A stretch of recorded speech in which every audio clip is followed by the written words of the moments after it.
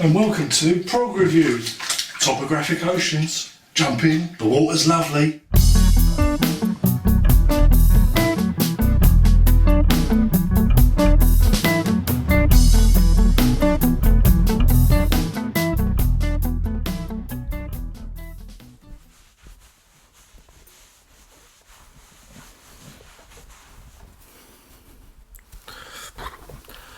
And welcome to Prog Review 23. We're looking at Yes's Tales from Topographic Oceans, and this is more an apology to all those Yes fans and John Anderson fans who think I've been unfair in my Fly From Here / John Anderson's open review. Some of you felt that I was disrespecting the band and didn't understand real Yes and whatever old bollocks you needed to come out with. Anyway, this is my apology to you, dressed up in a lovely big bow. So now, Tales from Topographic Oceans. It's Yes's 6th album. It was released December 1973 in the UK. I think it was 74 in the US, before you pedants jump on my back. And this 81-minute epic is stretched across 4 sides of vinyl, and it's based on the philosophy and teachings of Yogi Bear. The album's original title was going to be called Tales from Topographic Picnic Baskets, but this was changed after Chris Squire had a bath installed in Morgan Studios and recorded all his bass parts on the album submerged up to his navel in soapy water, and he used a bar of Cusson's Imperial leather as an improvised slide. The 4 sides were going to be called Dawn in Jellystone Park, Remembering Where the Picnic Baskets Were, The Ancient Rites of Ranger Smith, and Ritual, Nuisance Bears Are Sorry. Of course I jest. It didn't go like that.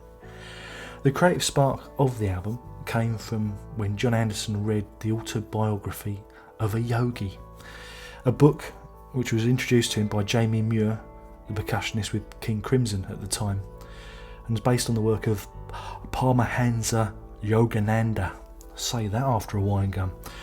And the 4 sides of the album are meant to represent the concepts of truth, knowledge, culture and freedom.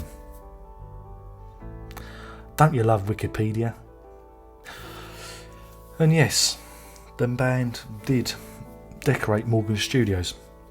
They used bales of hay, farmyard implements and model cows in order to attain some sort of earthy feel, and this was corroborated in Ozzy Osbourne's 2010 autobiography, as Black Sabbath happened to be working in the studio next door. Well, what do you know? Small world. The first side is called The Revealing Science of God, or Dance of the Dawn in parentheses. It's very much classic Yes. It could also almost be seen musically as a direct follow-on from Close to the Edge, the preceding album. It's got a very similar feel, and I've got a lot of time for that opening track. I think there are a lot of great ideas in there, and it hurtles along at such a pace in places. And I'm thinking of the Steve Howe section at the 14-minute mark that leave you breathless. I like the way that the themes are introduced and they make their way back into the song later on and back into other tracks on the album. It's all rather clever stuff, and perhaps it could be regarded as a bit too clever. And who isn't genuinely moved by the final reprise of the Rape the Forest section? For me, it's a genuinely uplifting moment, and it brings the first side of the album to a very satisfying close. And there's some real mental guitar playing going on from Steve Howe, and I also get a little chubby whenever Alan White accentuates his parts with a successive hi-hat flourish. Would you get excited like that too? Go on, admit it. We're all boys together. So then, that's the first side out of the way. I like it. It's a good side. But in those days, you had to get up, flip it over. Was it worth flipping over for side 2? Side 2 is The Remembering, High the Memory. Don't ask me, it's John Anderson's idea. And it starts off in hippy drippy mode, that's all I can describe it as. It feels, the opening section, it feels very half-baked to me. But around the 9-minute 10-second mark, things start to pick up and get interesting when you hear an actual piece of music. Yeah, it's got a proper melody and proper playing rather than progressive rock noodling that preceded it. Then this is closely followed by the relayer section, which again I quite enjoy. It's good fun, but it's held up by a very dull synth section which hangs in the air like a soggy, pervasive fart. I think Rick Wakeman may have had too many curries that day. And then the song limps off like a wounded cat into the sunset. It's strange to have such a strong opener, and then the second track is like the complete flip side, the opposite of it, and it's just an uncooked mess. So now we get up again and we take the first platter off the record player, and we put the second disc on, the second piece of vinyl, if it was 1973 or 74 if you're American. And we're greeted by side 3, The Ancient Giants Under the Sun. And it opens with what I deem as probably one of the more interesting parts of the record. It's a crazy percussion section with the most nuttiest slide guitar solo in existence. It's genuinely progressive insofar that no other band had been stupid enough to try it before. But that's why I like it. It's got an alien feel. It doesn't particularly feel like Yes. It's, strange and weird and very left field, and I like that. And it seems that for side 3, percussion is the order of the day, with the drums dominating much of the song. However, while it's not as annoying as side 2, this section also feels a little undercooked in places. There are moments of cleverness, but the overall impression is that the band needed either a little bit more time, or a little bit more discipline, or less drugs, and actually sat down and worked at what they had. And oh, wait a minute, there's a riff from Siberian Khatru raising its head. Things like that happen on this side. You just think, oh, that feels a bit similar. And then halfway through it, you begin to wonder that maybe they're just gluing bits of tape they'd found off the floor, gluing it together. Hey Eddie, glue that piece of tape together. It's like they've glued random pieces of tape together and hope that it all works. Then at 12 minutes 30, we get some delightful acoustic guitar from Steve Hann. But unfortunately it's ruined by having words sung all over it. But hey, that's what happens on this album. And then the song doesn't know where to go, and it all just disappears up its own fundament.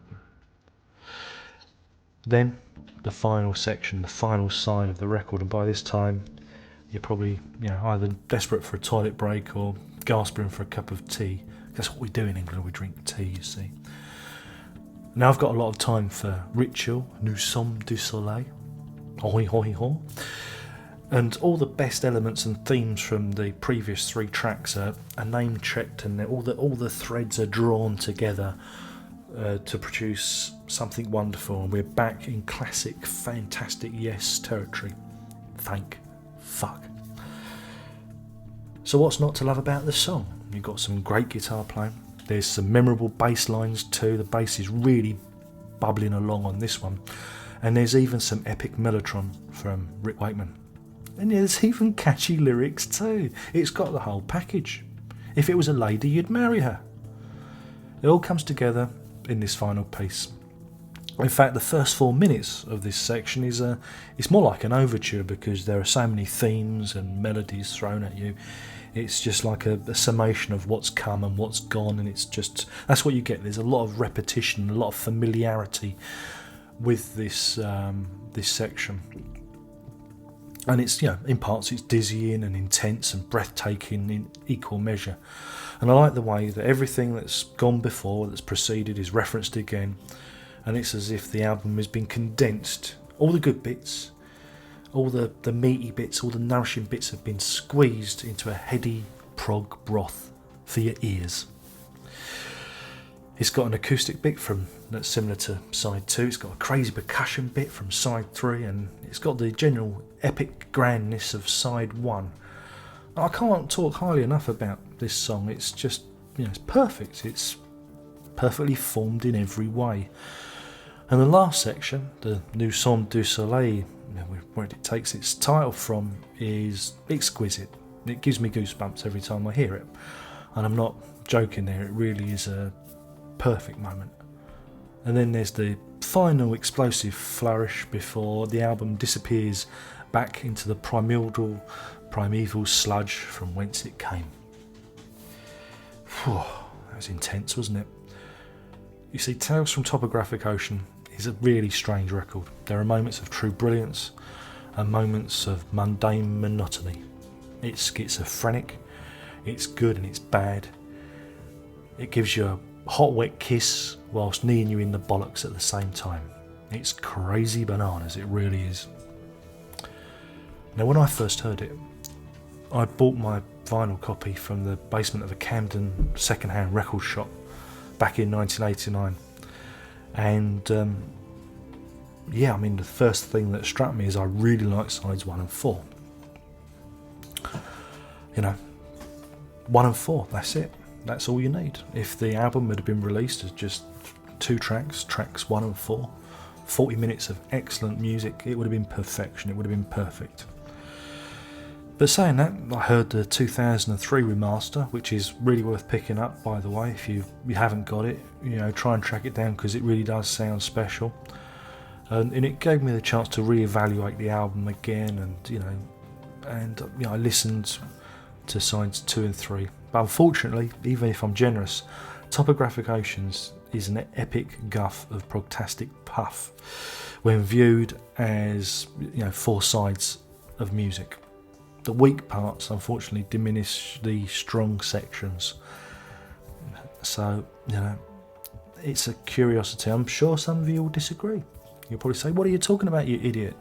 And you'll call me names and try and hurt me, but I'm a masochist. I just get off every time you insult me. It just makes me feel special. So, my rating. Well, I'm being generous, but because I love the first and because I love the first and fourth track, I'm going to give this 4 cardboard cows out of 5. That's 4 cardboard cows out of 5, and it is really purely for the magnificence of the revealing silence of God and Ritual Nous sommes du soleil. They make the album for me, and I think the members of Yes probably agree with me on that. It's nice to be in agreement with the band. But again, some of you out there may be throwing your underpants at the screen in desperation, in soiling yourself in impotent rage. But that's what I think. If you disagree, leave your comments, thumbs up, thumbs down, subscribe, and I will love you forever.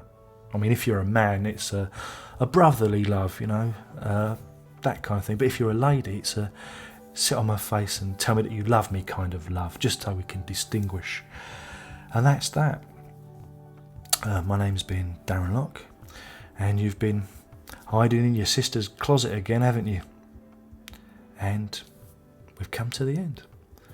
Now, if you know what's good for you, you better